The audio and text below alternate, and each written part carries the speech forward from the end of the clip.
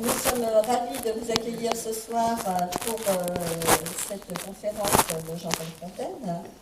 Et j'aimerais remercier, comme nous le faisons d'habitude, le personnel de la médiathèque qui nous accompagne dans ces conférences, remercier le directeur qui nous accueille toujours chaleureusement pour ces mêmes conférences, et puis vous annoncer notre dernière conférence de l'année. Et quand je parle d'année, c'est pas l'année 2013, parce que je suis toujours dans le monde enseignant, donc je parle en année universitaire. Donc avant les vacances d'été, notre dernière conférence aura lieu le 30 mai et sera autour d'un sujet qui devrait également vous intéresser, puisqu'il s'agira de manuscrits avec Marie Jacob, qui a fait sa thèse sur Jean Colombe et qui vient de la publier aux presses universitaires de Rennes, je crois, de mémoire. Enfin, donc elle vous présentera son travail et ce sera l'occasion de voir à nouveau de très bons.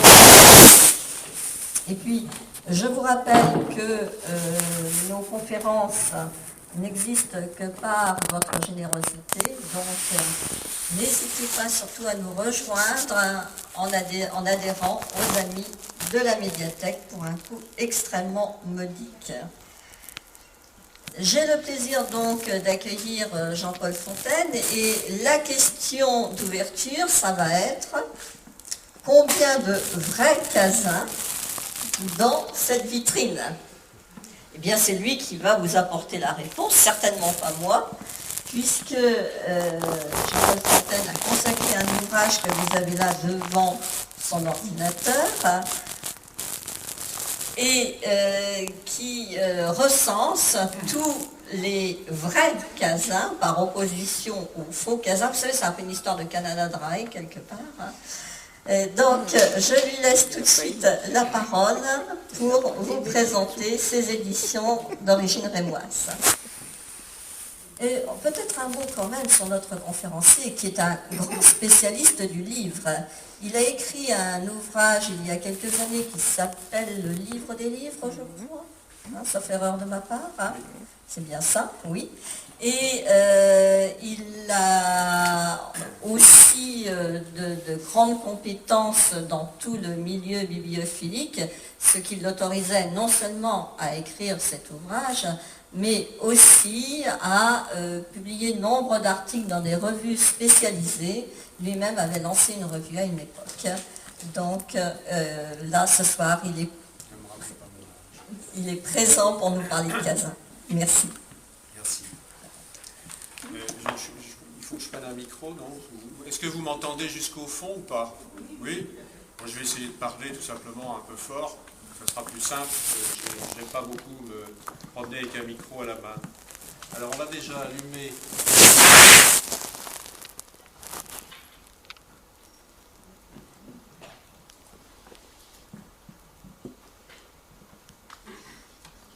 C'est pas ça que je voulais, mais ça fait bien. On va y arriver. Voilà. Oui, mais il défile tout seul si on ne...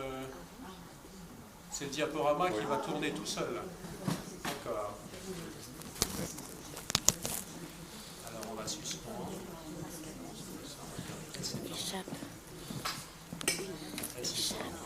Voilà. Je peux faire précédent mais sur un clic droit.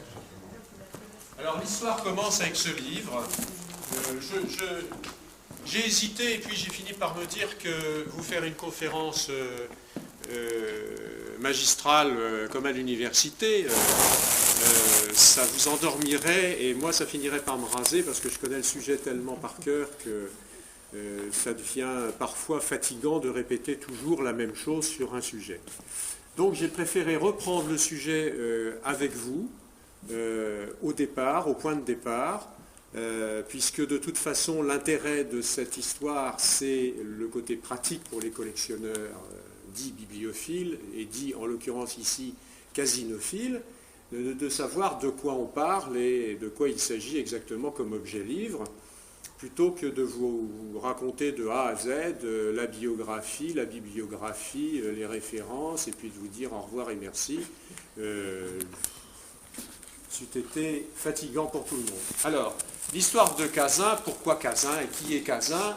L'histoire commence en 1863 avec ce petit livre qui a été édité à Reims, le Casinopolis, c'est Reims, puisque l'auteur est un libraire rémois qui ne s'est pas dévoilé d'ailleurs à cette époque-là, qui se disait parrain casinophile, et qui est le premier qui a étudié la vie de ce libraire rémois qui est né à Reims, et qui est allé ensuite à Paris et qui était un éditeur particulièrement de petit format. Mais nous y reviendrons parce qu'il n'a pas édité que ça.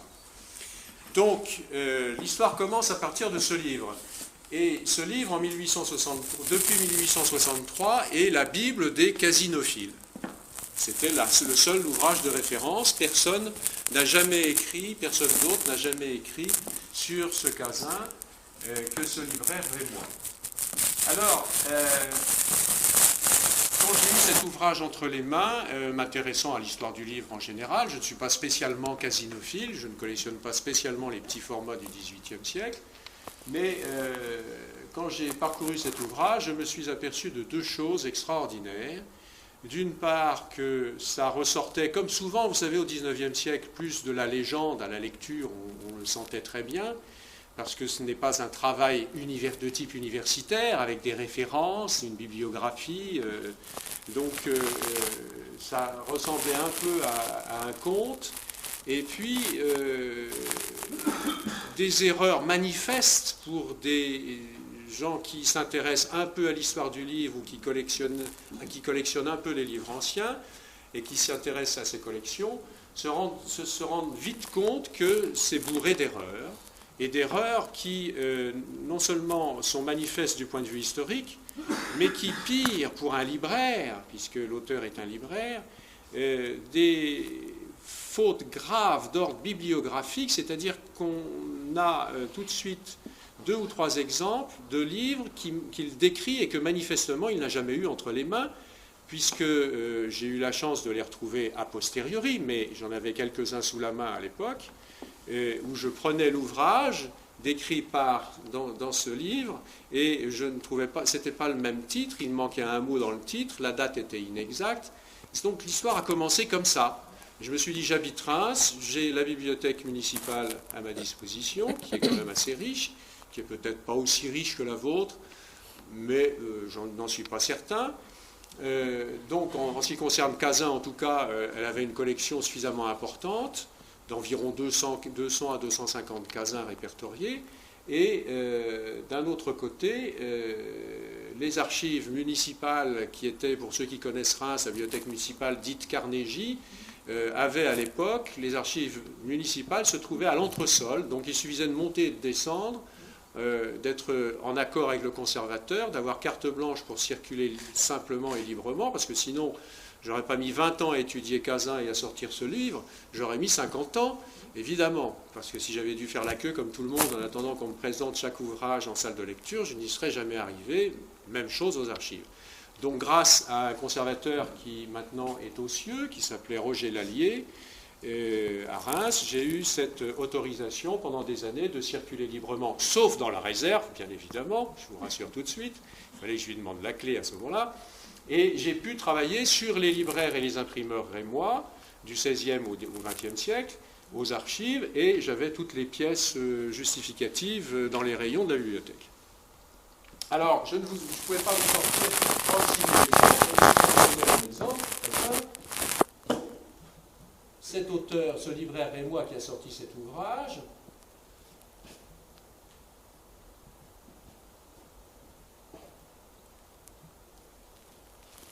décrit cet ouvrage-là, la manière par M. Cazin, avec un G, à Genève, chez Dufart, et à Paris, chez Landier, enfin à l'hôtel Landier, 1787.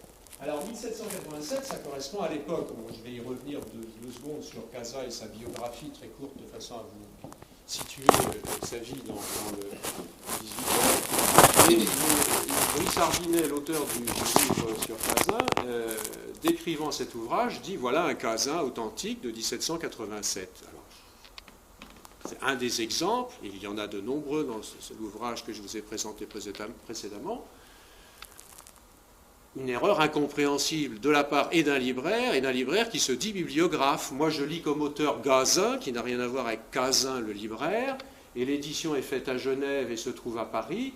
Il n'y a que l'année qui peut correspondre à la vie du nommé Cazin, mais je ne vois pas du tout le rapport. Et bien évidemment, cet ouvrage n'a rien d'un Cazin. C'est Gazin qui est devenu Cazin chez Brissard-Binet. Alors, un mot sur cet auteur, sur l'auteur de cet ouvrage sur Cazin, Brissard-Binet, Charles Brissard-Binet, qui était libraire à Reims. Ceux qui connaissent Reims, il était installé à rue du 45e, à la place de l'ancienne librairie Rico, qui a disparu depuis longtemps, mais que quelques-uns d'entre vous ont peut-être connu. Les descendants de Brissard-Binet, c'est Charles Brissard son nom, époux Binet, il existe des descendants encore à Reims qui sont notamment avocats, place Godineau à Reims. Maître Brissard est un descendant de ce Brissard-Binet. Donc il n'aime pas que je parle de son ancêtre de cette façon-là. Je le comprends très bien, mais je ne peux pas dire autre chose.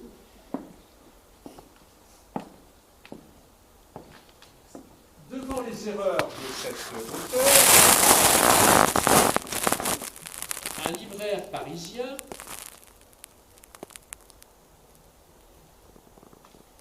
qui s'appelle Coroën, il avait une petite boutique de librairie sur le quai Voltaire, il lui suffisait de traverser la rue et il avait ses boîtes de bouquinistes le long de la Seine, en face. Coroën, de son prénom Augustin et non pas Alexandre, comme vous pourrez lire dans les anciennes publications, parce que c'est A. Coroën, et je ne sais pas au nom de quoi, les historiens et biographes de l'époque lui ont donné le prénom d'Alexandre alors qu'il se prénomme Augustin. Peu importe, je reviens souvent, vous me pardonnerez, aujourd'hui on a cette facilité avec Internet de vérifier de son bureau rapidement un certain nombre de choses. Mais même aujourd'hui, il y a des gens qui ne savent pas que les archives départementales sont numérisées à 90% et qu'on peut aller faire des recherches en ne quittant pas son bureau aux archives départementales de l'Indre, des Vosges, du Finistère. Donc on peut vérifier les choses et non pas recopier les bêtises que nos prédécesseurs se sont contentés de recopier les uns sur les autres. Donc ça, j'y tiens énormément et je trouve que revenir aux sources est essentiel, que ce soit pour une biographie comme pour une bibliographie. Donc Augustin Coroën, lui qui manœuvrait sur les quais à cette époque-là, au milieu du XIXe siècle, un certain nombre de livres et de petits formats en particulier, il en a dû en manipuler des dizaines de milliers, s'est dit, mais Brissard-Binet, il est bien gentil, mais il raconte des bêtises, je vais mettre un peu d'ordre là-dedans. Et il a sorti cet ouvrage qu'on appelle le manuel de Coroën. Ça, c'est l'édition originale du petit format dit Cazin, bibliographie, études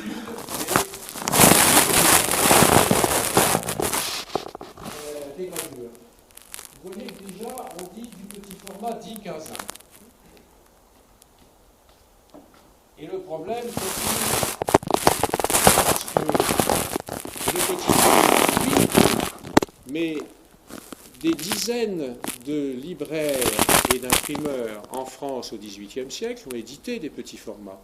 C'était une façon de faire circuler des idées avant-gardistes discrètement, puisque ça se mettait dans la poche. Vous avez vu les petits formats en vitrine, vous verrez que ça se met dans une poche. Et a fortiori dans les poches des grandes gabardines, des grandes redingotes du XIXe, du XVIIIe, à l'époque de la juste avant. Donc, tous les petits formats ont fini par s'appeler Cazin.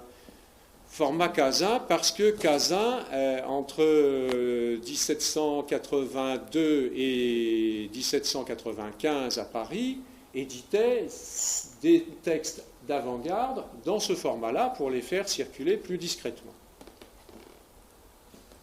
Le seul problème, c'est que là aussi la science a évolué, la science bibliophilique et bibliographique a évolué, et vous savez que il n'est pas facile parfois, il ne vous est pas facile parfois de vérifier le véritable format d'un ouvrage ancien que vous avez entre les mains. Savoir que c'est un in-folio, c'est pas difficile. Il y en a plein, c'est le rez-de-chaussée et premier jusqu'au 4e étage, là à peu près. Et puis après, plus petit, l'in-quarto, c'est pas trop difficile non plus, bien sûr. L'in-octavo, ça commence à être embêtant parce qu'il y a des petits in-octavo et des grands in-octavo. Et puis après, il y a les in 12, les in 16, les in 18, les in 24, les in 32, puis les tout petits, les in 32 ou in 64. Je vois beaucoup d'in 64 a priori, mais pourquoi pas? Parce que là, à ce moment-là, il faut avoir l'ouvrage entre les mains, sinon le véritable format de l'ouvrage, vous ne le connaîtrez jamais. Alors, si vous ne deviez retenir en tant qu'amateur de livres anciens qu'une seule chose sur Cazin aujourd'hui, c'est que ne dites plus jamais un Cazin quand ce n'est pas un format IN 18.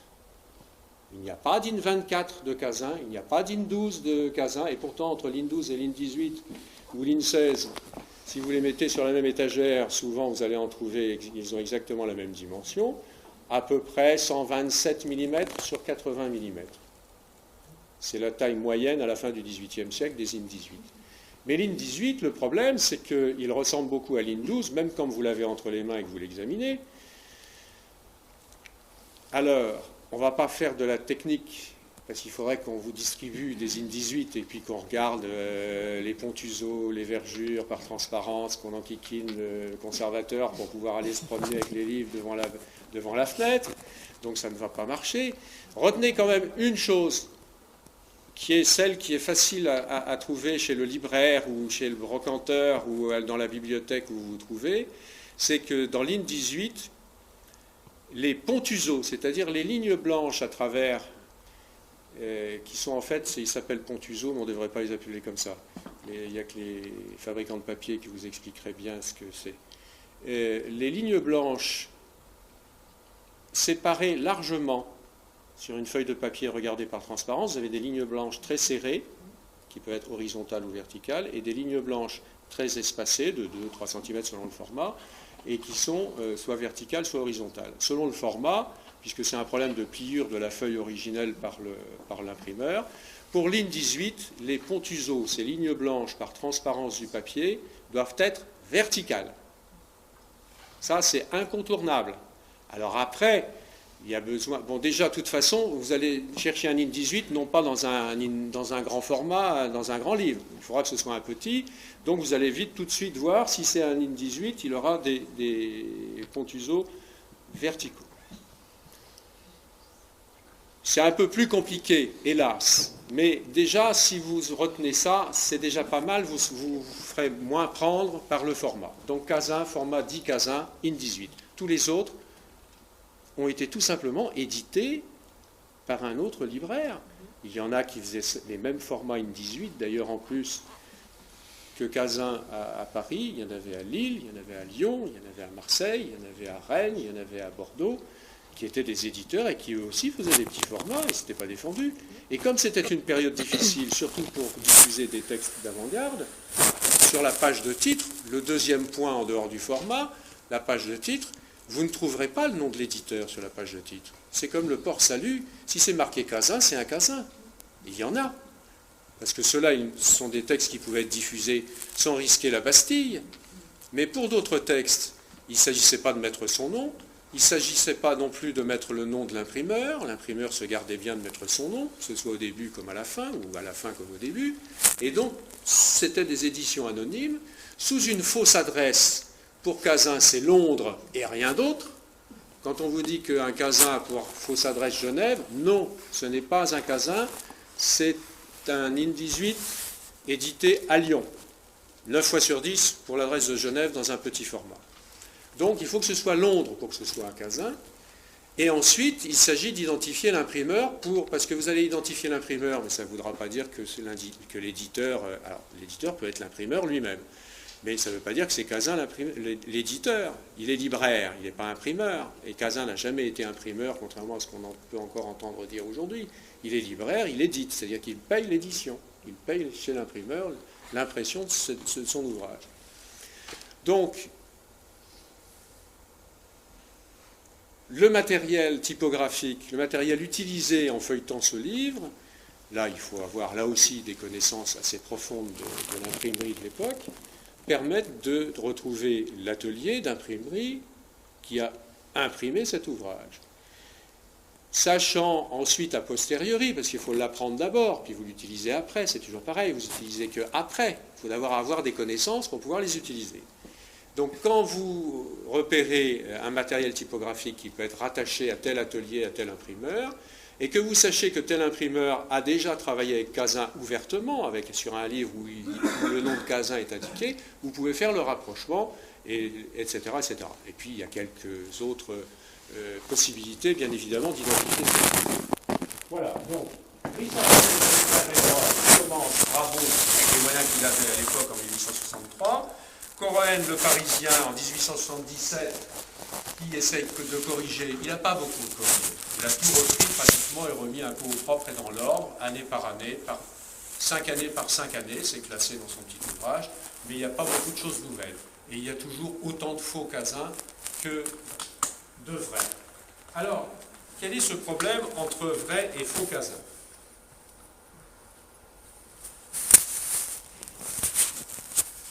Alors déjà, ça je vous ai mis ça, c'est parce que c'est pour vous dire, on n'a pas de portrait de Cazin, on n'a pas de statue de Cazin, on n'a pas de peinture de Cazin, on ne connaît pas sa figure. Alors ça, c'est une silhouette, la silhouette d'un couple entre les années 1789 et 1799, ça correspond à l'époque. Donc on peut imaginer que Cazin était habillé comme ça à Paris avec sa femme quand il se promenait rue de Faubourg Saint-Denis, par exemple. C'est une anecdote, ça n'a rien dessus, bien évidemment. Alors, Cazin.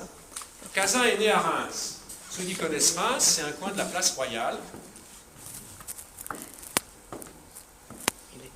Vous tournez le dos à la statue de Louis XV, vous avez la Société Générale au coin à gauche, vous avez le coiffeur de Sange au coin à droite.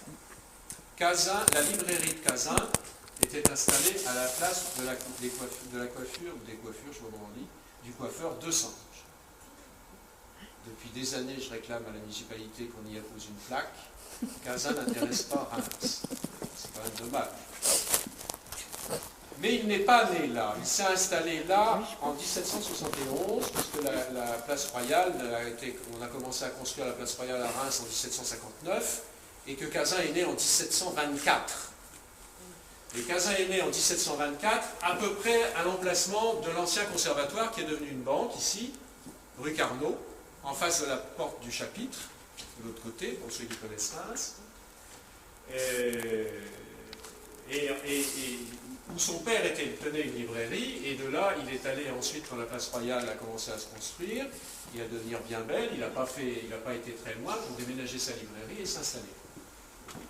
Voilà, ça c'est pour vous signaler un endroit qui existe encore aujourd'hui, et qui concerne Cazin, né en 1724, rue Carnot, anciennement à l'époque ça s'appelait la rue des Tapissiers, et qui s'installe place Royale à la place, qui installe sa librairie place Royale à la place des coiffures de Sange. Voilà un exemplaire qui est un unicat, comme on dit dans le bibliophile. Il n'appartient pas à la bibliothèque municipale de Reims, il attend quelque chose sur la donne. C'est le seul catalogue de Cazin à Reims, qui est un vrai catalogue de libraire, puisqu'il fait 16 pages. 16 pages. Il fait 16 pages. Je me retourne vers l'éditeur de mon bouquin, parce que lui, il a été obligé de le photographier page par page pour le mettre dans le bouquin. Et donc, il sait mieux que moi, il sait aussi bien que moi combien de pages ce catalogue. Ce qui est intéressant, je vous ai montré que la première page pour bien vous montrer que c'est un catalogue de libraire. Il vend des in-folios. C'est pas lui qui les imprime, il a des in-folios. Alors, ils sont classés, les livres, par format. Il y a des in-folios, puis il y a les in-quarto, les in-octavo, etc. Et puis les in-18, on y arrive ensuite. Alors ce catalogue, d'après, bien sûr, ce qu'il vend, la date des livres qui sont en vente dans ce catalogue, parce que ce catalogue, vous voyez, il n'y a pas de nom, pas de date. Donc d'après l'étude de ces 16 pages, on peut en déduire que ce catalogue date de 1778. Donc c'est un catalogue de la librairie Cazin, place Royale, puisqu'il s'est installé place Royale en 1771. Donc là, il est toujours à Reims, Cazin. Mais comme libraire, et comme la librairie était très difficile à vivre, pour vivre et faire vivre sa famille à cette époque-là, vous savez que les libraires commandaient à l'étranger des textes interdits sur le territoire français, en particulier des livres dits érotiques qui sont pour moi de véritables livres pornographiques quand on lit les textes. Je ne parle même pas des figures, parce que les figures elles sont anodines aujourd'hui par rapport à ce sur quoi on peut tomber sur Internet. Mais donc ça faisait marcher le commerce. Et c'était les 18e comme ceux d'aujourd'hui. Donc, pour survivre, ils vendaient ces livres-là. Alors, où ils étaient commandés? Ils étaient commandés essentiellement quand on était libraire à Reims. Ils étaient commandés à Bouillon, en Belgique, la frontière belge, qui était d'ailleurs à moitié belge-française, le trafic était facile, et à Neuchâtel, en Suisse, qui inondait le marché européen, voire beaucoup plus loin, de ces livres interdits sur le territoire français. D'où la nécessité, là encore, que ce soit édité en petit format pour que ça circule facilement. Et vous savez que même la noblesse française faisait circuler ces livres interdits dans le fond de leur carrosse. Et quand c'était monsieur le duc de Choiseul qui rentrait à Paris dans son carrosse, on n'osait bien évidemment pas démonter son carrosse pour y trouver des livres interdits. Alors que n'importe quel trafiquant ou colporteur qui voulait franchir la barrière d'entrée à Paris était bien évidemment fouillé, les ballots de livres autorisés étaient ouverts complètement, et puis il y avait pire que ça, parce qu'il fallait après passer à la chambre syndicale, je vous en passe et des meilleurs, c'était pire que la douane aujourd'hui qui n'existe plus, sauf quand vous allez chercher des choses interdites en Hollande, donc c'était très difficile. Donc Cazin, comme les autres, pour survivre, vendait des livres interdits, et un jour, il s'est fait piquer, parce qu'il y avait des contrôles quand même, et à Reims, il s'est fait avoir, il a été destitué de son poste de libraire, il a été destitué. Ça a duré 1 an. Alors je résume très vite, parce qu'on ne va pas en parler pendant des heures. Il a été destitué à 2 reprises, Cazin, pour vente de livres défendus, prohibés, qu'on appelait à l'époque,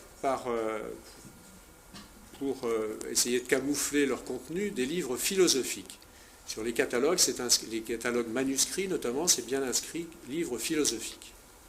Et on sait que derrière, c'était les éroticas, les érotiques dont on parle, qu'on appelle aussi les curiosa aujourd'hui.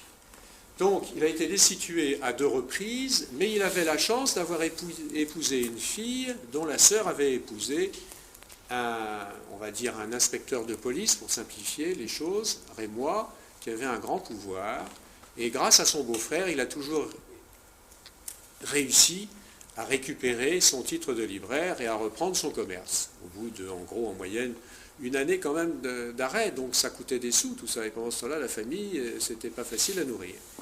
Et donc, Madame Cazin tenait souvent la librairie en l'absence de son mari, et a fini par se mettre à la librairie, et c'est important pour la suite de l'histoire.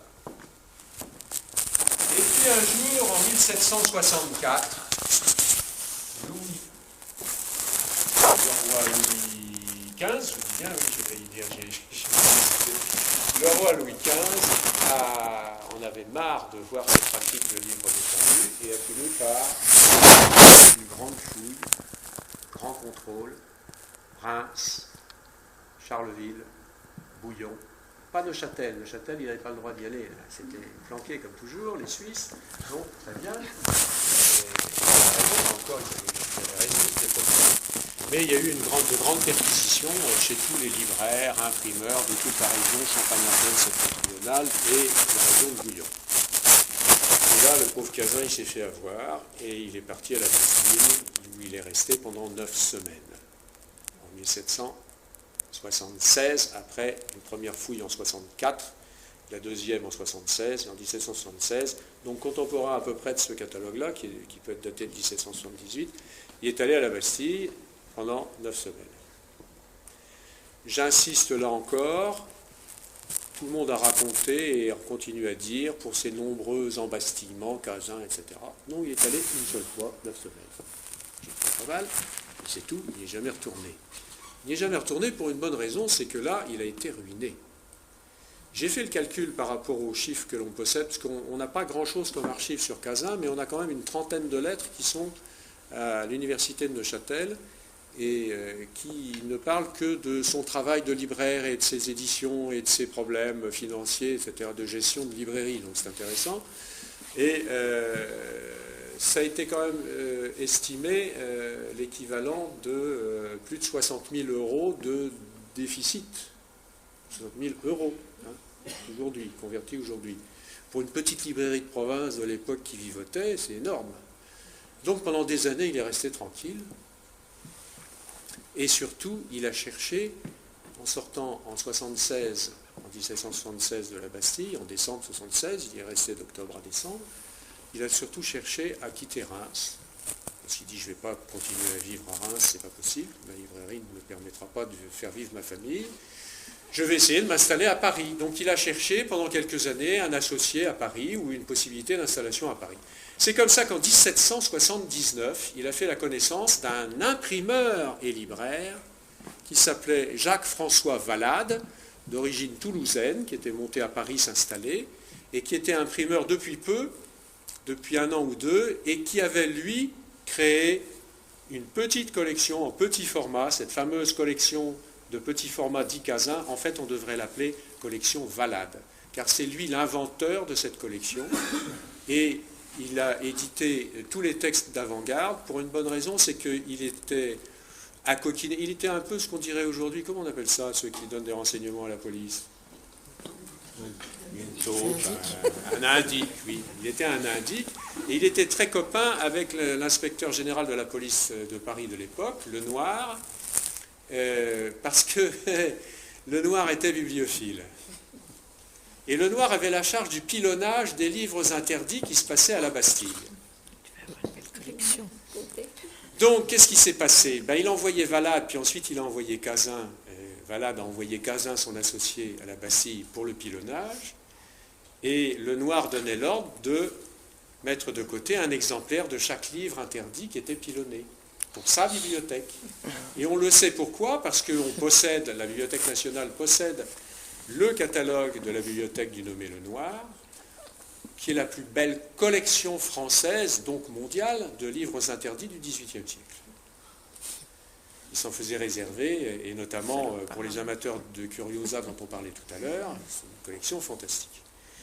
Donc, Cazin devient l'associé du nommé Valade, reste à Paris, et il reste tellement vraiment à Paris que en 1780, à un an près, je ne voudrais pas dire de bêtises, mais je ne veux pas perdre mon temps à chercher dans mon bouquin, je crois que c'est en 1780, une de ses filles se marie à Reims, et il envoie une procuration de Paris par un notaire de Paris. Il ne se déplace même pas de Paris à Reims, c'est vrai que ça allait moins vite que par le TGV aujourd'hui, mais il ne se déplace même pas pour le mariage de sa fille, tellement il est préoccupé par son travail en association avec Valade, où il commence à remonter la pente et à se dire que là vraiment j'ai un avenir dans l'édition et dans la librairie. À tel point que 3 ans plus tard, en 83, il annonce à tout le monde, et on le sait par les courriers, le rare courrier, mais c'est indiqué dans ses courriers, qu'il renonce à commander des livres défendus hors des frontières françaises. À partir de 1783, c'est fini. Il ne commandera plus, il ne vendra plus de livres défendus. Donc il se consacrera à l'édition. C'est comme ça que quand Valade meurt de maladie en 1784, la veuve Valade continue le métier et la librairie de son mari, mais l'année suivante donne en héritage à Cazin la petite collection, le fond de la petite collection, petit format, de son mari. Il le donne à Cazin, et Cazin quitte la maison Valade, s'installe à son compte, à Paris, rue, que je vous dise pas de bêtises, rue des Maçons-Sorbonne, derrière la Sorbonne ou devant selon l'endroit où on se place. Et il installe sa petite librairie rue des Maçons, près de la Sorbonne, avec son fonds hérité de Valade. Donc en fait, ce petit format devrait s'appeler format Valade, collection Valade, parce que qu'est-ce qu'il fait là? Il se trouve avec un fond de petit format broché, en blanc, comme on disait à l'époque, c'est-à-dire que tous les cahiers sont pliés, mais ils ne sont pas reliés. On reviendra sur la reliure après. Et de gravures, les cuivres des frontispices, il a tout ça, et il a une petite collection toute faite pour travailler, vendre ses livres, éditer, continuer à en éditer d'autres peut-être, s'il en a envie, et continuer cette collection qui, sur la place de Paris, suffit manifestement à le faire vivre. Et c'est comme ça que ça devient, bien sûr, format Cazin et édition Cazin par la suite. Pourquoi? Parce que dans la série, il y en a, vous le verrez, il y en a dans la vitrine, il y en a, son nom figure. Le texte n'est pas interdit, donc son nom figure à ses différentes adresses. Il a déménagé 3 fois, rue des Maçons. Valade était rue des Noyers. Rue des Noyers, ça a disparu avec le percement du boulevard Saint-Germain. Ça n'existe plus. Donc, quand il hérite de la collection Valade, il s'installe rue des Maçons-Sorbonne. Et ensuite, il traverse la Seine, il va rue du Coq derrière le Louvre. On ne sait pas bien pourquoi d'ailleurs, parce qu'il revient pour venir, vous savez que c'est le 6e arrondissement d'aujourd'hui, le grand quartier des libraires, des livres, etc., de la bibliophilie. Donc il finit par revenir de ce côté-là de la Seine, sur la fin de sa vie. Il revient passer les dernières années de sa vie, rue Pavée, Saint-André-des-Arts, la rue Pavée qui donne dans la rue Saint-André-des-Arts. Je vais peut-être aller trop vite, mais pendant qu'on y est, parce que sinon après vous allez vous emmêler les pinceaux. Rue Pavée Saint-André-des-Arts, c'est l'église Saint-André-des-Arts, à l'endroit de la place Saint-Michel aujourd'hui, au bout de la rue Saint-André-des-Arts. Quand il meurt en 1795, il sera enterré dans le cimetière de cette église. Cette église a été détruite à la Révolution et en 1801, on a construit la place Saint-Michel où il y a un bistrot, la fontaine et puis la rue Saint-André-des-Arts qui s'en va. On a perdu le corps de Cazin comme ça. Et d'autres personnages beaucoup plus importants que lui, d'ailleurs, qui étaient dans ce cimetière, des personnages importants de l'histoire de France, d'Ancien Régime, les Daguesseau, etc. Peu importe. Donc voilà. L'origine de la collection de Cazin est en fait celle d'un Toulousain installé à Paris qui, lui, était imprimeur et imprimait ses livres. Alors que Cazin n'a jamais été que libraire et a continué. Voilà, alors là, je vous ai mis l'emplacement sur le plan Turgot, le plan de Paris. Je vous ai mis l'emplacement de la rue des Noyers, c'est le numéro 1. Vous voyez par rapport à Notre-Dame qui est en haut à gauche dans le coin de l'image. Je ne sais pas si on le voit de là, de loin, si. Vous voyez, hein, Notre-Dame de Paris en haut à gauche. Donc la rue des Noyers. Deuxième installation, rue des Maçons-Sorbonne, avec la Sorbonne derrière. 3, c'est la rue du Coq de l'autre côté de l'île Saint-Louis, derrière le Louvre. Et 4, il revient, rue Pavée, Saint-André-des-Arts, et vous avez l'église Saint-André-des-Arts qui est là, qui est ici, avec son cimetière qui était derrière. D'ailleurs, cette rue-là s'appelait. En 84, Valade dit à Cazin, bon, je te laisse un peu le champ libre, maintenant édite, tu as un peu de sous, tu as gagné un peu ta vie, tu peux éditer tes collections aussi. Donc, il a édité une collection qui s'appelle la Petite Bibliothèque de campagne, où il y a notamment tous les textes de Fielding, cet auteur anglais dont je pense beaucoup de lecteurs peuvent connaître Tom Jones, qui est un des titres les plus connus. Où l'enfant trouvé, et là c'est clair aussi, c'est à Reims, les Cazin libraire, 1784, pas de problème. Petit format de poche, sympathique, bien imprimé.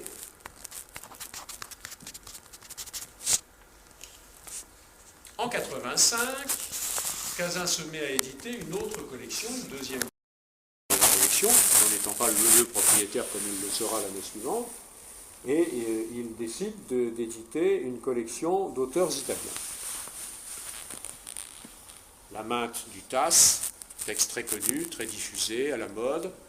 Donc là, voilà le texte en latin. Il l'édite en latin et il l'édite en français. Et il est fait imprimer, vous le voyez, à Orléans par un imprimeur qui s'appelait Jacob. Près de la rue de Bourgogne. Mais la Bourgogne n'a rien à voir là-dedans.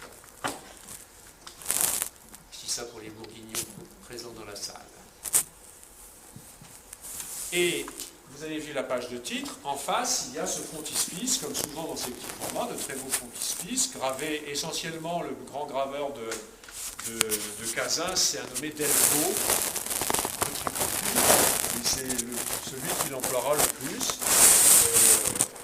Et là vous voyez donc ces frontispices, ces petits formats de frontispices, où il est bien indiqué en plus même sur le frontispice, édition de Cazin,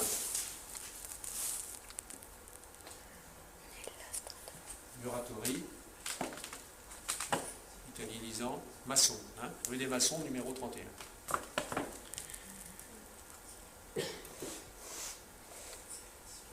en avance. 87, Caroline de Lichfield, autre texte très à la mode à l'époque, puisque c'était, comme dit le titre, le traducteur de Werther, qu'il a écrit, qui a écrit ce texte. Le mot publication est toujours ambigu à cette époque, très souvent. Pourquoi je vous montre celui-là? Parce que, alors c'est pareil, hein, c'est à Londres, collection de Cazin à Paris, rue des Maçons, numéro 31, 1787. Il est toujours rue des Maçons, on ne cache rien, parce que ce n'est pas un texte qui est interdit, on ne cache rien du tout. Mais ce qui est intéressant, celui-là, mais je ne peux pas vous faire voir tout le livre, c'est que celui-là, il a été imprimé à Bouillon. Parce que là aussi, il avait gardé des relations avec la Société typographique de Bouillon, qui doit dater de 1768, si ma mémoire est bonne. Donc depuis 1768, il garde des relations, tout en ayant prévenu Bouillon comme il avait prévenu Neuchâtel. Moi, je ne vous achète plus de livres interdits, c'est fini, mais je peux vous faire travailler si ça vous intéresse. Et donc ça, c'est une impression de Cazin qui a été imprimée, c'est une édition de Cazin qui a été imprimée à la Société typographique, par la Société typographique à Bouillon. Donc voici le frontispice. Et au bas du cuivre, vous voyez que c'est beaucoup plus noir comme ancrage. Édition de Cazin. Parce que ce cuivre avait déjà été utilisé, comme souvent ces frontispices, ces images gravées sur le cuivre, ces eaux fortes ont souvent été utilisées dans d'autres éditions. Elles servaient à l'illustration de livres très différents parfois. C'est même très étonnant, souvent. Et là, le cuivre, il le possédait donc de valable, et il a fait regraver édition de Cazin sur le cuivre.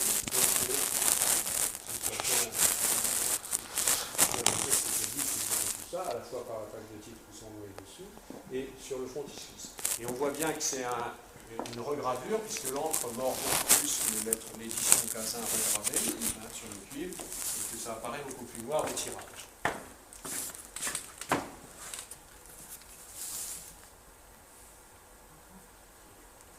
Alors, Jean-Jacques Rousseau, ça a posé d'autres problèmes. Alors, on ne va pas se lancer dans les problèmes des éditions de Jean-Jacques Rousseau, parce que alors là, la nuit n'y suffirait pas, et je suis d'ailleurs incompétent pour vous en parler toute la nuit. Ça, c'est l'édition de la seconde partie des Confessions de Jean-Jacques Rousseau, sous la fausse adresse de Londres, et en 1790. On avance doucement, 87, 90,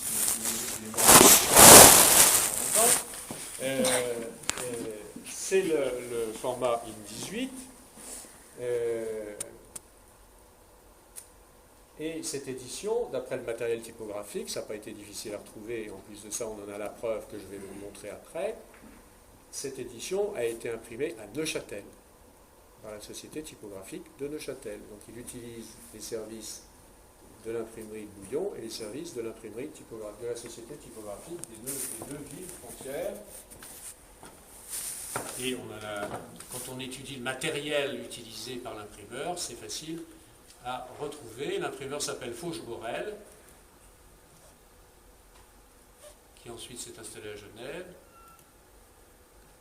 Mais il ne l'imprime pas que dans le petit format, il l'imprime aussi dans le grand format IN8. Et là, sur le grand format IN8, seconde partie des Confessions, etc., il le fait éditer de l'imprimerie à Neuchâtel, de l'imprimerie de Fauche-Borel, imprimeur de bois, et se trouve à Paris chez Cazin, libraire rue des Maçons, 1790. Et ça, c'est l'édition in octavo. Donc là, c'est à la fois la preuve que donc c'est le même texte et que le matériel typographique le démontre de toute façon, que cette édition est imprimée à Neuchâtel, commandée par Cazin, puisque c'est Cazin qui figure à la page de titre, c'est lui qui a payé l'édition, ou tout au moins qui coédite avec l'imprimeur, en l'occurrence c'est plutôt ça, mais ça vous montre surtout aussi que Cazin n'en est pas resté au petit format, c'est pas un obsédé du petit format, le petit format c'est valable. Mais de toute façon, ça ne changera jamais dans l'histoire du livre, même dans 3 siècles, quand je serai disparu depuis longtemps, que j'en parlerai plus depuis longtemps, on appellera toujours ça format Cazin et édition de Cazin, j'en suis bien persuadé, parce que pour changer ces habitudes-là, il faut un véritable cataclysme. On ne change pas les mauvaises habitudes. On peut en prendre d'autres, et changer celles qui existent. Vous savez comme moi que c'est rarissime. La dernière édition de Cazin sont les œuvres de Collardeau. Donc voici le beau frontispice, qui est un petit peu flou, parce que bon, c'est pas photo. Vous voyez que là aussi, il a fait graver en bas édition de Cazin. Ces œuvres de Collardo datent de 1793, 2 ans avant sa mort. Et ça, c'est en petit format. Bon, alors attendez, on ne va pas tout mélanger. Voilà. Je reviens un instant à la mort. Autre erreur de Brissard-Binet, le libraire, le premier biographe de Cazin. Erreur gravissime pour tous les historiens et tous les biographes. L'acte de décès de Cazin, mort à Paris, a été brûlé en 1871, c'est les archives de Paris ont brûlé. L'acte de décès de Cazin était de valeur. Mais en 1863, Brissard-Binet s'est fait communiquer l'acte. Il est allé le recopier, le faire bien. Tous ceux, il n'y a que Corroen, 1877, il n'a pas pu vérifier. C'est pour ça que le bouquin de Corroen, il est très bibliographique et peu biographique. Mais en 1863, Brissard-Binet, moi je l'accuse de ne pas savoir lire et les dates révolutionnaires, d'une part, de faire les concordances entre calendrier grégorien et calendrier révolutionnaire, parce qu'il appelle l'an 3 alors que c'est l'an 4, il ne sait pas ce que ça veut dire. Il dit que c'est le 13 Vendémiaire qu'il est mort, alors parce que ça l'arrange, parce que le 13 Vendémiaire, ce fameux 13 Vendémiaire, Cazin déjeunait dans un petit bistrot qui se trouvait dans la rue du Dauphin. La rue du Dauphin, c'est une petite rue, je ne sais pas si elle garde toujours ce nom-là aujourd'hui, je ne me souviens plus, devant l'église Saint-Roch. Et à l'époque, ce 13 Vendémiaire, pendant que Cazin, qui était âgé, qui avait déjà 70 ans, qui était devenu un peu dur d'oreille, pendant qu'il déjeunait, Bonaparte, vers 16h dans l'après-midi, c'est du moins ce que racontent les textes, je n'y étais pas, quand on lit les mémoires du temps, il installe ses canons pour déloger les royalistes qui étaient installés. Il installe ses canons dans la rue du Dauphin, face à Saint-Roch. Ça fait quand même du bruit quand Bonaparte commence à faire tirer du canon sur la façade de Saint-Roch, qui porte toujours les traces des balles et des tirs de boulet de l'époque. Ça n'a jamais été réparé, ça c'est un témoin de l'histoire.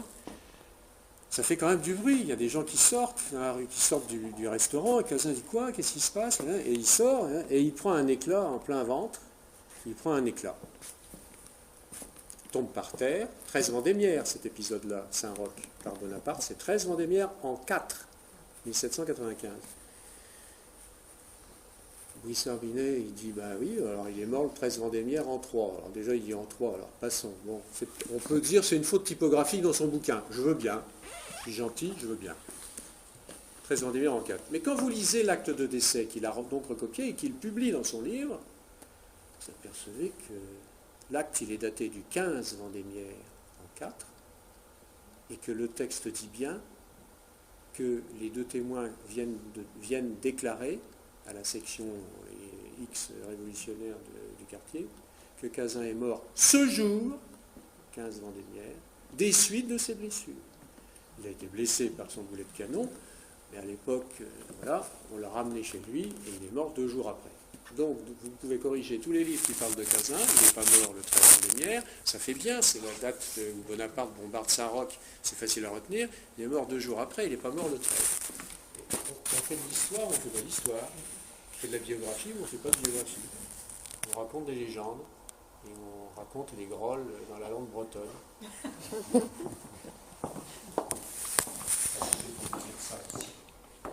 Donc il est mort en 95. Alors, en définitive, résumons, avant de passer à d'autres choses concernant les livres édités par Cazin, parce qu'il y en a d'autres, mais ça sera très rapide. Cazin n'a jamais eu de femme prénommée Henriette Françoise, mais Marie-Françoise. On s'en fiche, mais c'est pour vous dire. Il n'a jamais eu de fils. Ah oui, parce que figurez-vous qu'il y a un manufacturier rémois qui se prenait pour un grand érudit au XIXe siècle, qui s'appelait Lacatjol III, et qui a soufflé à Brissard-Binet, probablement au sein de l'Académie nationale de Reims, qui existait depuis 1844, et ils se prenaient tous pour des grands historiens, qui lui a soufflé, mais Cazin a eu un fils. J'ai retrouvé sa trace. Il s'appelle Brice Cazin. J'ai retrouvé sa trace. Il est mort à l'Hôtel-Dieu. qu'est-ce qu'on fait en 2010? On va aux archives, on retrouve les archives, puis on refait la généalogie de Cazin. J'ai mis 10 ans à refaire celle de Cazin. Elle est grande, on n'a publié qu'un résumé. Brice Cazin, il n'a rien à voir avec cette famille-là. C'était un tonnelier, je crois, un tonnelier qui est mort effectivement, mais dont le père ne s'appelait pas Jacques Cazin comme le père d'Hubert Martin, et ça n'a rien à voir. Ne s'appelait pas Hubert Martin Cazin comme notre libraire, il n'était pas du tout le fils du libraire, rien à voir. Alors on faisait courir des bruits comme ça, sans preuve, on disait Cazin a eu un fils. C'était pas anodin, parce que c'était intéressant de pouvoir suivre une filiation et de dire tiens, il y a des Cazins aujourd'hui. Ben, figurez-vous qu'il y a un Américain qui m'a écrit pour me dire mais moi je descends du libraire Cazin de Reims. Ah bon? C'est embêtant, il n'a pas eu de fils, alors vous appelez comment? Cazin. Non, non monsieur, c'est pas possible. Ah ben je vous assure que si. Je vous assure que si. Et mon ancêtre, donc le fils de Cazin, a fini conservateur de librairie en Allemagne. On est allé voir. Hein. Puis comme je ne parle pas l'allemand couramment, même le lire, je ne sais pas le traduire, j'ai heureusement un ami qui sait traduire ça. J'ai donc transcrit la lettre et les actes dans le bouquin, qui prouve que le Cazin en question, il y a eu un Cazin effectivement en Allemagne, conservateur de librairie. Donc voilà. Difficile, quand on ne va pas vérifier les preuves, d'annoncer des tas de choses. Alors, il n'a jamais eu que 4 filles, parce que Brice Herbinet lui connaît que 4 filles. Il en a eu 5. On me dirait, on s'en fiche aussi. Mais on ne s'en fiche pas parce qu'il a eu un petit-fils par une de ces filles-là, qui a commencé lui aussi à établir la légende de son grand-père, et qui racontait que Cazin gardait toujours chez lui une valise toujours prête pour aller à la Bastille. Des fois qu'il se ferait repiquer une deuxième, une troisième, une cinquième fois. Et quand on venait le chercher, il raconte que, alors il appelait sa fille, c'est une de ses filles, je crois que c'est Henriette qui s'occupait de sa valise. Henriette, ma valise est prête. Nous y allons, monsieur l'inspecteur, nous y allons. Alors, je vous ai dit que Cazin n'était allé qu'une seule fois à la Bastille. D'où vient donc cette légende? Il a fallu quand même chercher un peu. Alors on se creuse, on cherche, je vous passe les détails. Et bien la légende, elle vient tout simplement du fait, vous savez, c'est comme dans toutes les familles, on raconte des trucs et puis il y a la moitié de vrai, il n'y a pas de fumée sans feu, comme on dit, mais il y a un morceau de vrai et puis il y a le reste. Alors en fait, je vous l'ai dit tout à l'heure, c'est l'inspecteur de police Lenoir qui l'envoyait à la Bastille pour surveiller le pilonnage des livres interdits. Donc il partait pour la journée, alors il se faisait sa petite valise pour mettre son sandwich, pas sa bouteille d'eau parce que ça n'existait pas, une gourde ou je ne sais quoi. Il prenait son petit bagage pour aller passer la journée au pilonnage à la Bastille. Et on disait que ça s'est transformé en embastillement et sa valise toujours prête. Bon. Il faut dire que le petit-fils en question qui raconte ça était romancier, est devenu romancier. Donc, n'a jamais été emprisonné qu'une seule fois, en 1776, jamais de valise toujours prête pour y séjourner. Son petit-fils s'appelait Chalon d'Arger. Il n'y a pas de Cazin là-dedans, vous voyez, c'est petit-fils par une fille. Il ne s'est pas installé non plus définitivement à Paris en 1789. Nous l'avons vu que dès 1779, il avait rencontré Valade et qu'il s'est installé l'année suivante en association, qu'il n'est pas allé au mariage de sa fille pour ne pas déménager, etc. Donc il s'est installé définitivement en 82, après la publication des Jardins de l'abbé de Lille. Il était sûr qu'il allait travailler avec Valade d'une façon ferme et définitive. Alors après, je vous passe des adresses différentes qu'il a eues dans le désordre.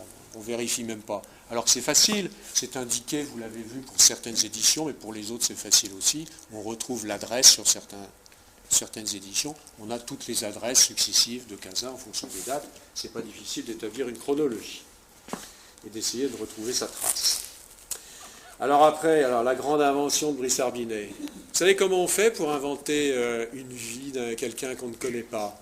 On prend le petit Larousse à sa gauche, quand on est droitier, un papier à droite, stylo dans sa main droite, et on se dit, il a été actif entre 1755 et 1795. Allez, tous les personnages du 18e au même endroit dans le petit Larousse. Il a rencontré, il a vu, il a pris le thé, il s'est promené, il a déjeuné avec. Quand Bonaparte attaquait Saint-Roch, il devait être au restaurant pas tout seul, il était sûrement avec, pourquoi pas, Jean-Jacques Rousseau. Pourquoi pas? Puis après tout, puisqu'il édite des livres de Jean-Jacques Rousseau ou de l'abbé de Reyrac, etc., c'est qu'il les a rencontrés, il les connaît, pas du tout. C'est des textes que son prédécesseur, son associé, avait peut-être connus. Personne n'a travaillé Valade. C'est dommage, ça devrait faire l'objet d'un deuxième volume, mais je n'aurai pas le temps. Il faut 20 ans de travail pour ça. Donc, pas de salon littéraire chez...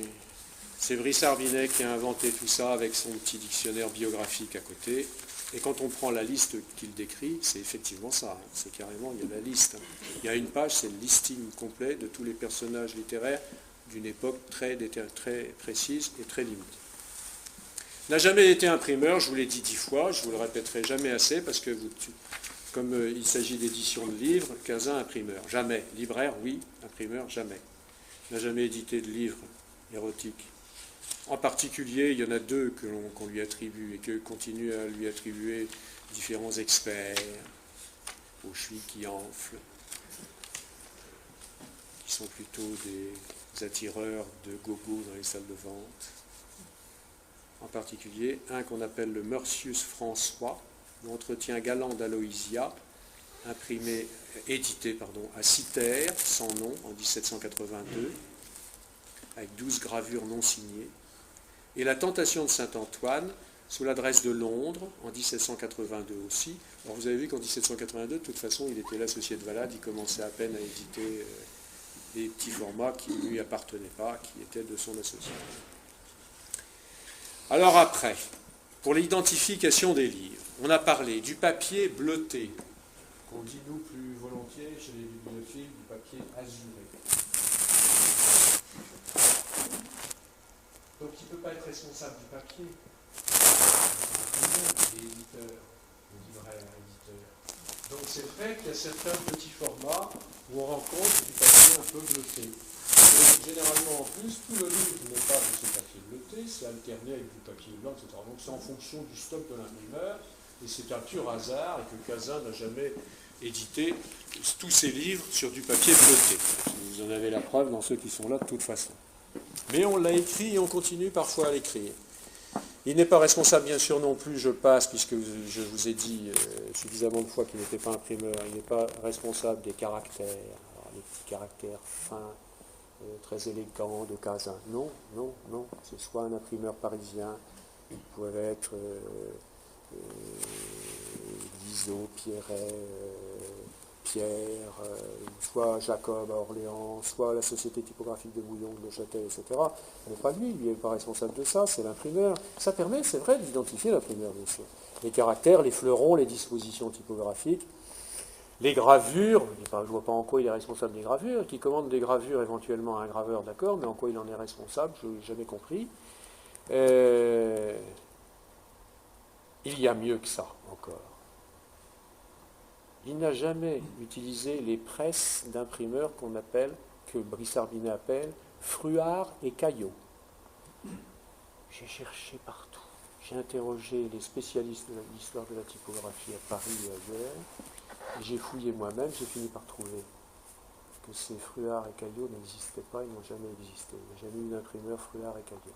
Si jamais vous me trouvez un livre signé Fruard et Caillot au XVIIIe, je vous jure, je vous invite au Crayères à Reims. À dîner aux chandelles. N'ont jamais existé. Aucun répertoire. Puis alors maintenant, c'est vrai que par rapport à Brissard Binet que j'ai l'air d'assassiner, il n'avait pas Internet. Maintenant, on a Internet. Mais par Internet, vous interviewez tout ce que vous voulez. Et même si ça ne suffit pas, vous écrivez après aux spécialistes de ces époques-là. Fruard et Caillot, jamais entendu, jamais vu. À la Bibliothèque nationale, ils n'ont jamais vu l'édition de Fruard et Caillot. Bon, alors, moi je veux bien. Alors, Brissard Binet dit aussi que Cazin est responsable de l'édition de 500 éditions en petit format. Rien que ça. C'est dans la préface du livre, hein, dont je vous ai montré la page de titre en tout début. Bah écoutez, au point où j'en suis maintenant, il n'y en a que 56 dans le format IN18, ce qui correspond à 114 volumes exactement, si vous voulez avoir toute la collection des Cazins identifiables et identifiés aujourd'hui, les vrais Cazins Valade. mais à partir de 1782 quand même. Pas avant, parce qu'avant c'est Valade tout seul, c'est pas Cazin. Et bien, il n'y en a que 56, comme il y a des éditions en plusieurs, qui comportent parfois 2, 3, 5 volumes, jusqu'à 7 pour Rousseau. Ça fait 114 volumes au total, de 1782 à 1793, puisque c'est les dernières éditions connues, c'est 93. Alors c'est vrai qu'on s'étonne qu'entre 93 et 95, rien. Période révolutionnaire, oui, est-ce que ça suffit? Alors je vais vous donner un petit morceau de la réponse. Contrairement aussi à ce que son petit-fils prétendait, parce que ça devait faire chic à l'époque, Cazin, mon grand-père, était de l'opposition. Politiquement correct, peut-être. C'était faux, puisqu'il était royaliste. Il n'a jamais été que royaliste. La preuve, c'est que entre 92 et 95, avant sa mort, il soutenait, parce qu'il concourait à la publication, d'un journal qui avait pour titre Le Spectateur national, qui était un journal royaliste pendant la Révolution française, qui avait pris le nom de Spectateur national pour réussir à sortir et avoir des lecteurs, mais qui en fait avait en sous-titre la fameuse devise des rois de France, Prodéo, je sais plus quoi, l'Église, le roi, et Dieu, le roi, et je... Voilà, bon, donc il était royaliste, il n'était pas du tout de l'opposition. S'il avait été de l'opposition au moment de la Révolution, il n'aurait pas été royaliste, que je sache. Ou alors dites-moi que j'ai l'esprit à l'envers. Alors, comment on identifie les éditions de Cazin dans le petit format, bien sûr, qui intéresse les casinophiles? Les casinophiles ne s'intéressent qu'au petit format. Je vous montrerai tout à l'heure rapidement quelques livres d'autres formats. Alors, on a la date de 1778, imprimeur Valade. Tout ce qui est avant 1778 ne peut pas être de Valade, qui était imprimeur seulement à partir de cette année-là, associé à Cazin ensuite, et a fortiori donc de Cazin. Or, on attribue à Cazin des ouvrages qui ont été édités en 1756. La Pucelle d'Orléans, 1756, de Voltaire. 1777, pour se rapprocher de notre date. La date de 1777 est sujet à litige, parce que c'est une date qui a été galvaudée, un peu comme le nom de Cazin, pour ne pas changer, avoir l'impression de faire plusieurs éditions d'un même ouvrage. On gardait toujours la date de 1777 sur les éditions successives.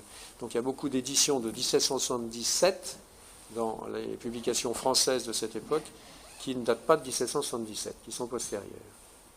Et peu importe, c'est le détail, ça. Donc impossible avant 1778. Ensuite, tous les petits formats imprimés entre 1778 et 1784, début de l'activité de Valade, et la date de sa mort, 1784, ne peuvent pas être attribués à Cazin, puisqu'elles sont attribuées à Valade.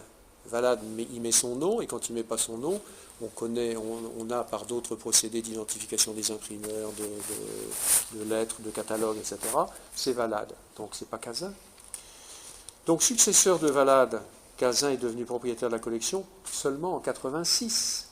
Et alors, il peut prendre des éditions antérieures qu'il avait en stock, dont il a hérité, qu'il ressort, mais dans ce cas-là, sur le frontispice, il fait graver édition de Cazin. Donc ça, c'est une indication supplémentaire. Et là où ça complique un petit peu, c'est que la veuve Valade, elle avait le droit, comme veuve d'imprimeur, de continuer l'activité, si elle savait faire manœuvrer les presses, et elle l'a su. Et la veuve Valade a imprimé entre 1784 et 1799. Ça complique un peu. Mais on sait qu'elle a travaillé avec Cazin, et je passe sur ces détails-là, donc elle est en fait... elle a donné la collection petit format en propriété à Cazin, et elle a continué à éditer, à imprimer pour Cazin d'autres petits formats, comme Cazin faisait imprimer à Bouillon ou à Neuchâtel, ou à Orléans. Donc, pour identifier les éditions de Cazin petit format, il faut déjà bien connaître la biographie de Cazin en détail, et de Valade, mais surtout de Cazin, ça suffira.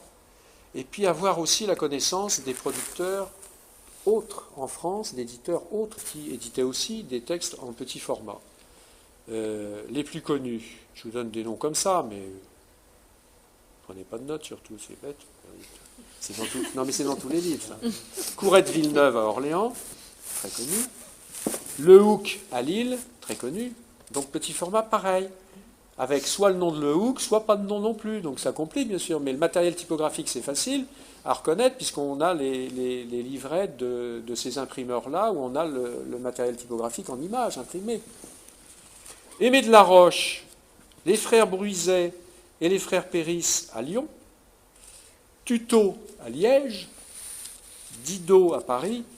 Alors moi, quand je vois des experts dire édition de Cazin et que c'est marqué sur la page de titre imprimé chez Didot l'aîné, ça me fait mal au ventre quand même, autant qu'à la tête. C'est invraisemblable. Mais c'est comme ça. Debure, Ardouin, Gattet, Le Prince et Mercier à Paris. Ancel à Évreux, Manoury à Caen. Ancel, vous devez connaître parce qu'il y a des livrets bleus là. Hein. Ancel à Évreux, Manoury à Caen aussi d'ailleurs, etc. Donc qu'est-ce qui reste? La reliure dont on n'a pas parlé. Parce que c'est ce qui va vous apparaître en premier à l'œil quand vous allez être chez un libraire d'ancien et vous allez voir une reliure. La reliure Cazin, c'est quoi? C'est ça. Si on voit bien, oui. Alors ça, c'est un dessin, c'est le dos pour vous montrer comment c'est disposé sur le dos. Alors il y a la même chose, on voit 3 fois derrière jusqu'en bas. C'est ce qu'on appelle une grenade, le fruit grenade. Alors typique là-haut. Dans les éditions de Valade et de Cazin, il y a différents types de grenades et ça ressemble plus souvent à une fleur de grenade qu'à une grenade vraie. Je vous en ai mis qu'un, mais il y en a plusieurs types.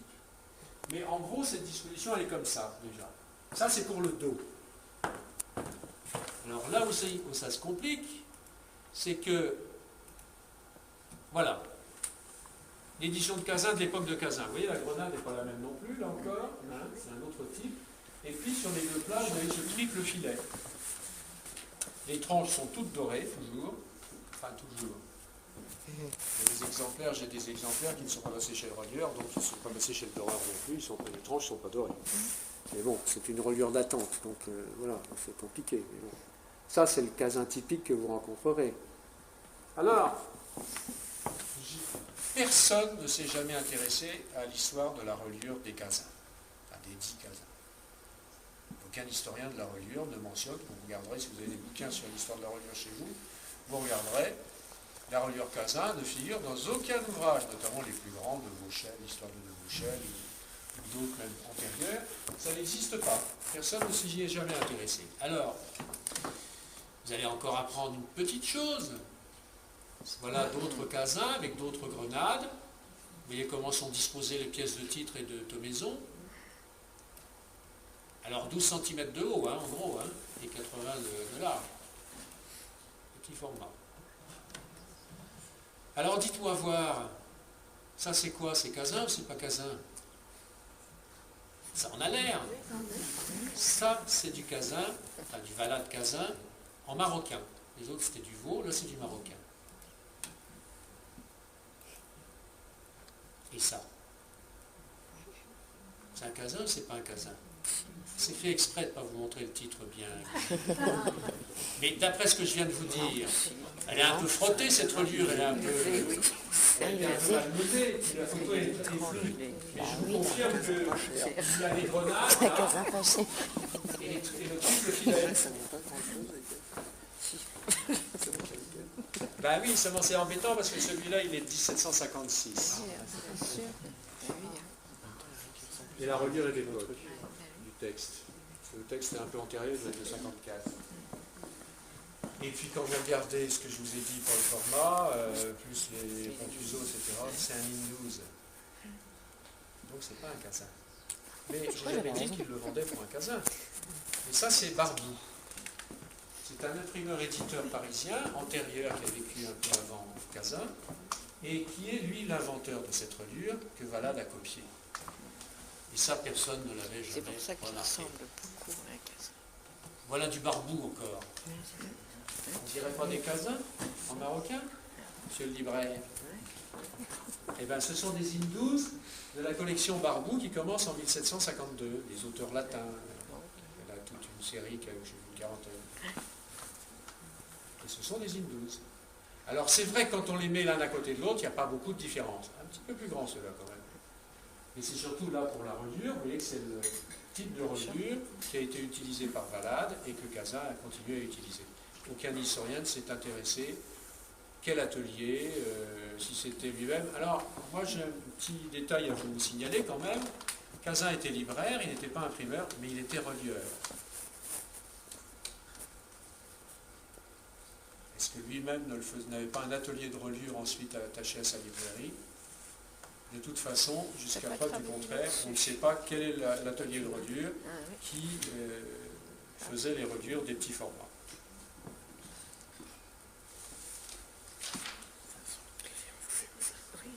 Bon, alors, qu'est-ce que j'avais encore à vous montrer pour finir? Voilà par exemple une autre édition de Valade, 1782, reprise par Cazin, avec le cuivre, le frontispice, où il a regravé édition de Cazin. Alors je vous parlais par exemple du matériel typographique, le fleuron de la page de titre appartient à Valade, très typique des éditions de Valade. Quand c'est la tranche d'année bien sûr, parce que je ne prétends pas qu'il n'y a pas un autre imprimeur à cette époque-là ou dans les environs qui a eu ce même fleuron. Dans le format, dans le type de texte, etc., c'est typique de l'édition de Valade. Et l'année correspond 82. Voilà un autre, en 87, une autre édition, avec édition de Cazin sous le... Ça c'est l'heure, je voulais vous dire quelque chose sur l'heure, je ne sais plus.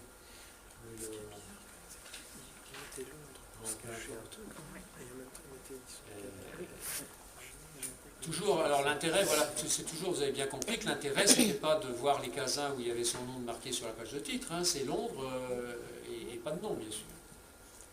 Alors, quelques autres formats, édités par Cazin, c'est marqué, il n'y a pas de problème, à Reims, chez Cazin Libraire, 1785.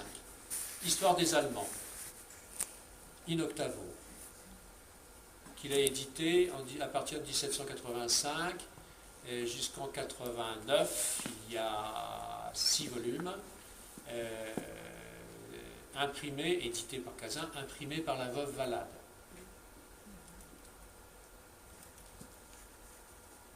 Histoire de l'ordre teutonique. Pardon pour la photo qui est un peu floue. Vous voyez, veuve Valade, là c'est bien marqué, et Cazin. Et qui est toujours, la veuve Valade est restée dans l'atelier de son mari, rue des Noyers.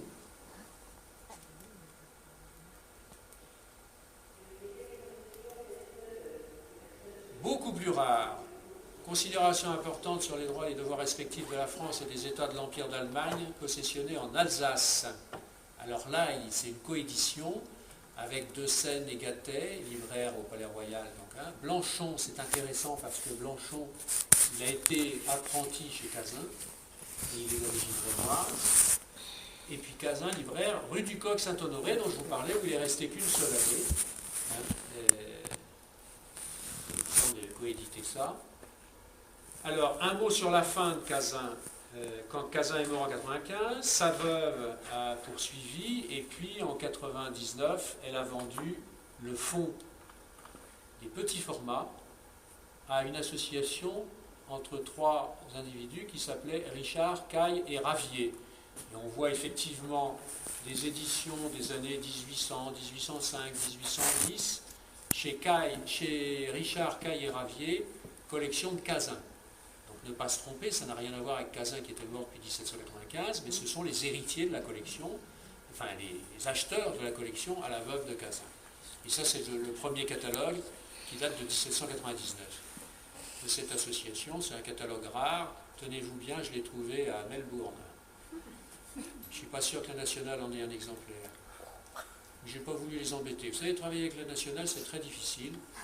Ils mettent 6 mois à vous répondre. Ils font payer très cher les reproductions photos.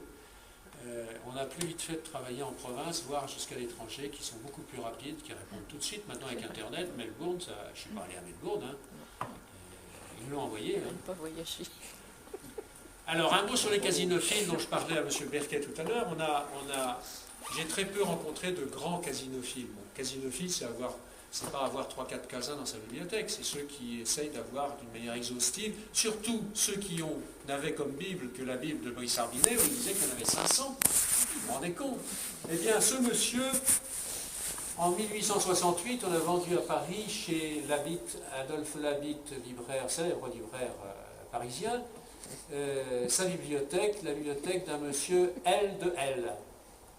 Et monsieur L de L, qui ne voulait pas se faire connaître, qui est en fait Briand de l'Aubrière, né à Rennes, mort à Reims. Eh bien, ce monsieur, il avait 700 Cazins. Je vous ai photographié la fin de la préface. Terminons donc en signalant simplement l'importante collection d'éditions Cazin dont les 700 volumes sont l'objet d'une mention spéciale à la fin du présent catalogue. C'est que sans contredit, 1868, c'est sans contredit l'une des plus complètes qu'on ait pu former jusqu'à ce jour. Et effectivement, depuis, on ne retrouve pas, les casinophiles sont des gens très timides ou suffisamment peu nombreux.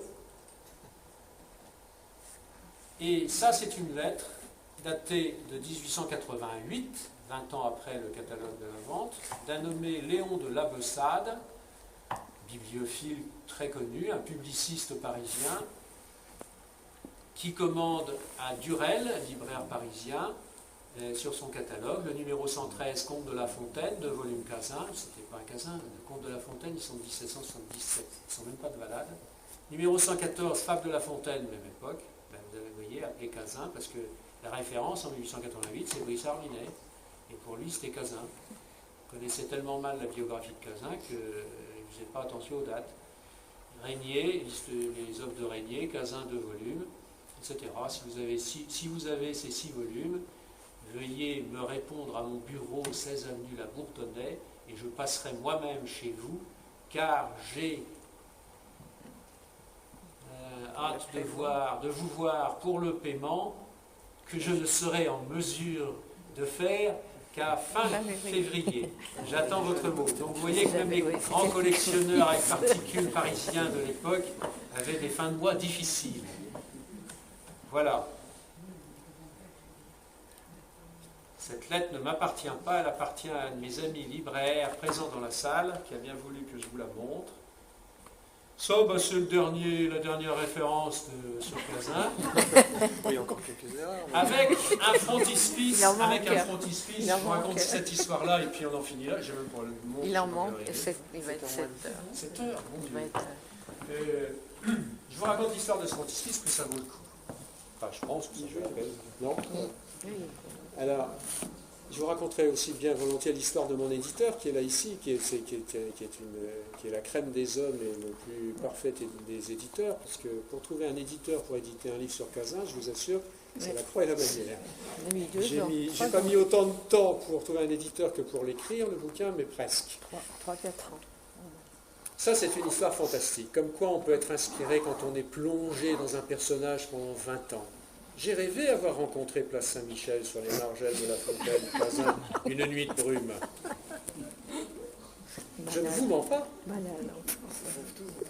Les bibliophiles sont des grands malades. Alors, ce cuivre, figurez-vous que je travaillais déjà sur Cazin à Reims, et puis j'ai toujours été passionné aussi, pas seulement par les livres anciens surtout, mais de manière générale par les antiquités. Alors je me baladais chez les antiquaires, qui d'ailleurs à une certaine époque vendaient aussi des livres. Et à Reims, il y avait un brocanteur que l'on surnommait le Marseillais, chez qui j'allais, il vendait des bouquins, puis des bibelots et des trucs, et un jour je tombe sur un cuivre qu'il vendait assez cher. J'ai examiné le cuivre, j'ai pris la loupe compte-fil que j'avais toujours dans ma poche droite, et j'ai lu Varin comme graveur. Et Varin, pour moi, c'était de la famille Varin, les graveurs du XIXe siècle de Chalon-sur-Marne et la région, et sa région. Parce que lui, il était à Croûte, un petit bled à côté de Chalon. Et je me dis, c'est sympathique, bibliothèque du XVIIIe, etc., un cuivre gravé, non pas au XVIIIe, donc au XIXe, mais c'est sympathique. Et j'aimais bien. Je ne pensais pas du tout à Cazin à ce moment-là. J'ai fini par l'acheter, je me suis fait engueuler en rentrant. Et puis, plus tard, à la bibliothèque municipale de Reims, il y a un paquet de lettres de Corroën, dont je vous ai parlé tout à l'heure, le libraire parisien, à Eugène Delin, casinophile et banquier à Épernay, qui voulait écrire un livre sur les illustrations et les frontispices des Cazins, et qui avait commandé à Varin un cuivre pour servir de frontispice à son ouvrage. Là-dessus, Delin meurt, son livre n'est jamais paru. Et rendez-vous compte, c'est moi qui tombe sur ce cuivre qui devait être le frontispice d'un livre sur Cazin. Les voies du Seigneur sont impénétrables. Non mais, j'aurais jamais pu l'imaginer. Donc, et il n'avait jamais été tiré parce qu'il n'y avait aucune trace d'encre, rien du tout, il n'était pas rayé, etc. Et donc, grâce à une graveuse de... Non, c'est pas ça que je voulais dire, je dis une bêtise. Une taille doucière, ça s'appelle. Grâce à une taille doucière rémoise, qui m'a révélé pour la première fois ce cuivre, avec l'accord de l'éditeur, on a mis ce cuivre en frontispice dans le bouquin. Voilà. Merci. Passionnant, je crois que vous n'aurez pas regretté de n'être pas allé à la Maison du Patrimoine parce qu'il nous a tenus en haleine et nous avons appris quantité de choses pour tous les bibliophiles que nous sommes. Je crois qu'on peut l'applaudir.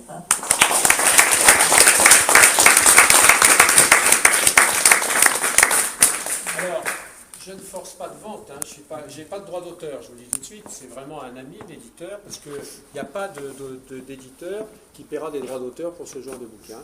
Donc le problème, c'était de dire, j'ai mon bouquin ou j'ai pas mon bouquin. Si je veux des droits d'auteur, j'ai pas de bouquin. Donc j'ai dit oui, on a un bouquin.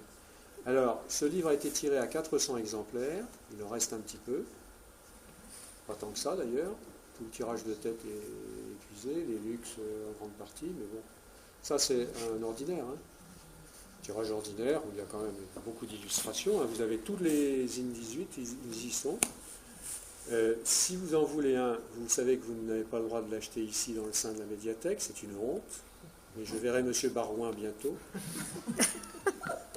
Si, parce que c'est pas sympa pour les auteurs, et c'est mépriser les auditeurs qui pourraient profiter de l'occasion pour se faire dédicacer l'ouvrage. Je ne sais pas que je tiens à en dédicacer, mais je veux dire que, voilà, bon, il fallait que je le dise, je suis désolé, mais je le dis gentiment.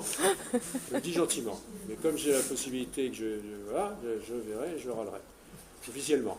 Donc si jamais il vous passait comme idée saugrenue de vouloir un exemplaire, vous suivez l'éditeur dehors sur le parking, il en a dans son coffre.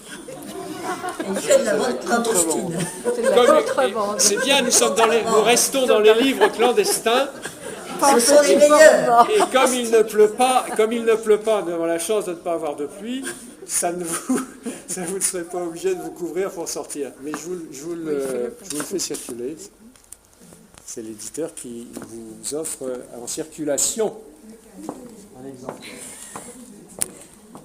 Encore grand merci pour cette passionnante conférence. Jetez un coup d'œil sur la vitrine avant de sortir. Voyez des vrais Cazins. Non, il y a un Vanade. Il y a un Vanade également. Ah oui. D'accord. Mais coédition, parce que ça a commencé en 82, mais c'est valable pour l'imprimé. Par contre, ça c'est Cazin éditeur, Cazin éditeur, Cazin éditeur. Ça c'est le dernier Cazin éditeur. Là on a comme indication le format bien sûr, etc. Hein, et